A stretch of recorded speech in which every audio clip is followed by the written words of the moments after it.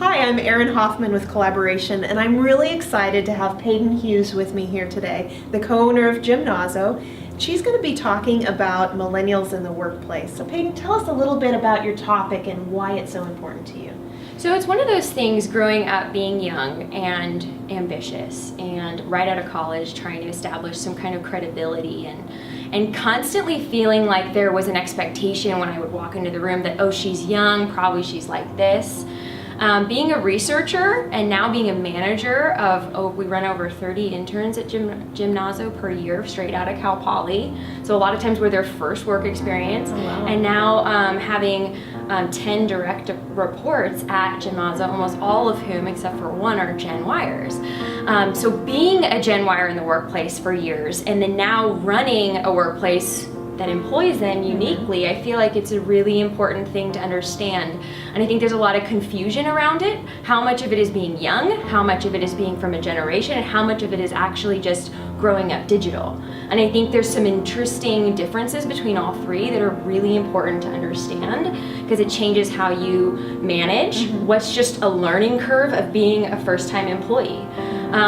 What's just inherent to the way that you prefer to communicate, and then what are some issues that come into a traditional workplace context that make it really challenging to navigate a more traditional structure.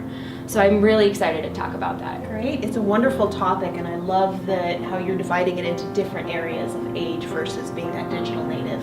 So who do you think should attend? Who would this be of best use for? Well, a couple things jump to mind. First of all, any manager or owner locally that is just curious about it or really passionate about it and maybe frustrated by it and could contribute to the conversation.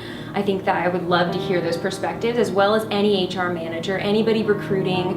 There's an entirely different slew of things to recruit to, things that might seem off-putting that could really become assets to the organization. That's important. And then I always throw it out to Gen-Yers. If you're curious what people think about you and why, and maybe how to own it and how to understand the blind spots, I feel like this would be a really important thing to come, and just as you're charting your professional path, just to know how to overcome some of those. Because a lot of what I see, a lot of research showing, is there's a ton of confusion and even, I would say, sometimes judgment that millennials don't understand and feel that they're really empowered and really great, and no one sees that. And so I think there can be some confusion around that. Great. It would also be wonderful to have some of that voice represented in the biz ed. Totally. Absolutely. So I want it to be a dynamic discussion where people can contribute to it meaningfully, ask questions, and I'm between now and then doing a tremendous amount of research to bring the trends and the data to the table so we can really evaluate it together. Great. It should be really interactive and fun too. I think it's going to be a great discussion because it comes up all of the time in the workplace. Yeah. We hope that you can join us on May 15th. It's a morning meeting from 8:30 to 9:30, as we'll be with Paden Hughes talking about millennials in the workplace. We'll see you there.